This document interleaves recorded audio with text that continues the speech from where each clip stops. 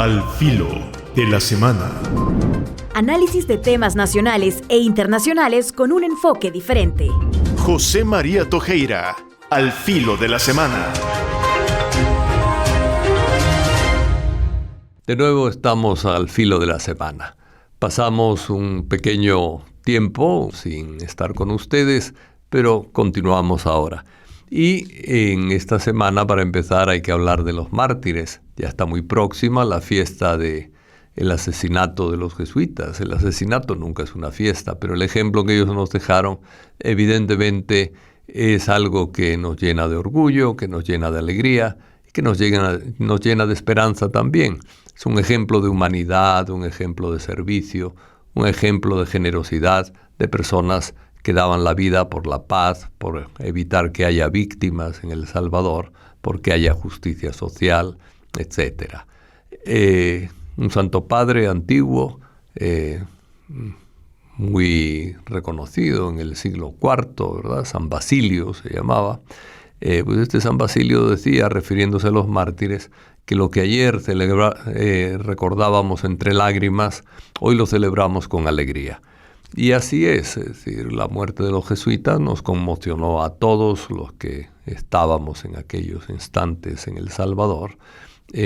Muchos lloraban, ciertamente, del dolor que causaba esa injusticia, pero ahora lo recordamos con alegría. ¿Por qué? Porque son ejemplares en generosidad, en amor al prójimo, en amor a Dios también. Y además, pues, tenemos la buena noticia de que se ha iniciado ya el proceso de beatificación de estos mártires. Eso nos llena siempre de alegría. Vamos a otros temas de El Salvador. Tenemos preocupación por el tema de las relaciones, más que obrero-patronales, obrero-nacionales. Es decir, el mundo del sindicalismo, sobre todo cuando trabaja en instancias del Estado, está con problemas. Es decir, se les niega realizar contratos colectivos, se les niega a veces que reclamen sus derechos, se ha llegado en algún momento a destituir y a expulsar del trabajo a dirigentes sindicales. Es decir, hay una situación que no es la adecuada. Ojalá haya diálogo. Diálogo es necesario entre los trabajadores y sus jefes, y la cercanía humana también. Ojalá lo haya en el Estado. En el caso de El Salvador, otros temas, ha salido un informe de la FAO sobre el estado mundial de la agricultura y la alimentación, y dicen que en El Salvador el costo oculto de la desnutrición es de 101 millones de dólares. Es decir, cuando hay desnutridos, hay costos porque un anémico no aprende, un anémico no trabaja bien, un anémico se enferma más fácilmente, y todo eso son costos de limitación de la producción, costos de aprendizaje y de futuro, costos en definitiva de gente que se enferma y que el Estado tiene también que curarla. Si hubieran comido bien, no tendrían esos problemas. Evidentemente el tema de la agricultura y del campo sigue siendo un tema pendiente que nunca nos cansaremos de insistir. La soberanía alimentaria, el que todos coman, el que nadie pase hambre, es una necesidad. No puede ser que en las escuelas se les vaya limitando la alimentación a los niños, por poner un ejemplo, ¿verdad? Es decir, hay que insistir profundamente en el cuidado del campo y la rehabilitación del campo y del mundo campesino. El campesinado se está terminando en el país. Los jóvenes se marchan a Estados Unidos porque ven allí otras oportunidades totalmente distintas de la pobreza y del hambre en el campo.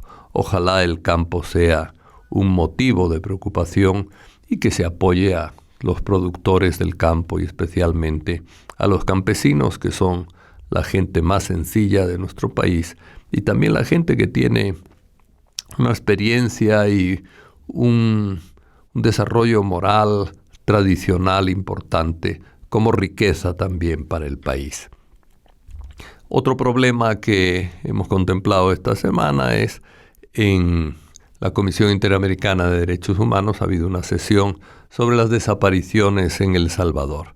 Se habla de más de 6.000 desaparecidos entre 2019 y 2022, o por lo menos más de 6.000 denuncias de desaparición, de las cuales 327 son desapariciones forzadas perpetradas por agentes estatales.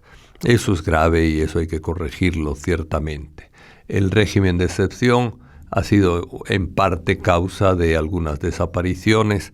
Es un régimen que, como hemos dicho desde hace tiempo, tiene que desaparecer, es decir, ya con las capacidades habituales de la policía, que debían además aumentarse y debía invertirse más en policía y fiscalía, pues con esas capacidades es ya suficiente para perseguir el delito en el país. No es necesario un régimen de excepción eterno, ¿verdad? Cuando además no debe durar más de un mes normalmente. ¿Qué tenemos más sobre ese tema? Pues vamos a pasar a temas internacionales, porque ya la CIDH nos lleva hacia lo internacional.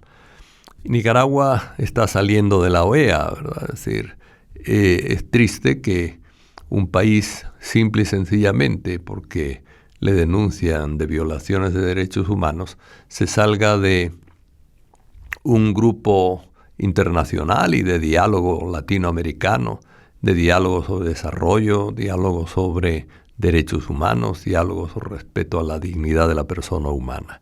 Nicaragua está dominado por una dictadura, es vergonzoso que se salga. No se van a librar de las acusaciones de derechos humanos, al revés, las acusaciones van a ir a la ONU. No creo que se quieran salir de la ONU también, la dupla, ¿verdad? El grupo de dictadores Ortega Murillo, pero ahí se les puede demandar. Y lo mismo en la Corte Penal Internacional, en la medida en que han cometido crímenes graves, ¿verdad? Crímenes de lesa humanidad. También dentro de los temas internacionales está la guerra esta tan brutal y absurda en muchos aspectos de Israel y Hamás, ¿verdad? Hamás inició los ataques con un acto brutal, un acto con pretensión directa de matar judíos, lo cual es una barbaridad. Es decir, no se puede matar a personas por ser de una raza, de una religión o de cualquier grupo social, ¿verdad? Empezaron así. Israel ha contestado con una enorme brutalidad también, bombardeando hospitales, diciendo que los hospitales refugian los militantes de Hamás, pero hay más de 1.000 niños ya muertos en la guerra. Es decir, los niños son sagrados, no se puede decir que son bajas colaterales, daños colaterales. Los niños son parte de la humanidad que hay que respetar y que hay que defender siempre, ¿verdad? Y las guerras no deben matar niños. En fin, hay en el mundo 58 guerras activas, según algunas mediciones. Las guerras y el armamentismo son una locura. Miren, solo en 2022 se han gastado 2 billones, y no 2 billones americanos. El billón americano tiene 9 ceros. El billón clásico europeo y de la lengua española, el billón tiene 12 ceros. Para decirlo, cuando decimos 2 billones 240 mil millones de dólares, estamos diciendo que el 1% de esa cantidad serían 22.400 millones de dólares. El 1%. Hay que multiplicar 22.400 millones de dólares por 100 para saber lo que se gasta en armamento en el mundo. Eso es una locura. Es decir, si decimos que todos somos hermanos, que todos tenemos la misma dignidad, mientras hay gente que pasa hambre, mientras hay países con problemas de desarrollo, que el mundo esté gastando tanto en armamento, es una locura, ¿verdad? Es decir, eso deberíamos tener un sentimiento profundo anti-gasto militar, ¿verdad? Es decir, son gastos desproporcionados. En estas listas de las 58 guerras, algunos incluyen a El Salvador. y lo incluyen en El Salvador, porque en El Salvador han hablado tanto de la guerra contra las pandillas y han actuado de una manera parecida, en cierto modo, a una guerra, que lo han incluido en los países en guerra. También eso deberían tenerlo en cuenta nuestros dirigentes, que se preocupan tanto por el prestigio internacional y las Miss Universo y todas estas cosas, que estar en una lista como país en guerra es un poco vergonzoso para nosotros, ¿verdad? Hablando de Miss Universo, por cierto, los Miss Universo es una compañía privada de negocios, ¿verdad? No es una cosa humanista o humanizadora, etcétera. Simplemente es un negocio para sacar dinero apoyándose en la belleza de la mujer. Bueno, debe estar un poco en desuso este tipo, que ahora aquí lo estamos viviendo con tanta emoción, pero debe estar un poco en desuso a nivel mundial, porque también ayer, creo que fue, o antier, la presidenta de esta compañía privada de Miss Universo Inc. Incorporation, ¿va?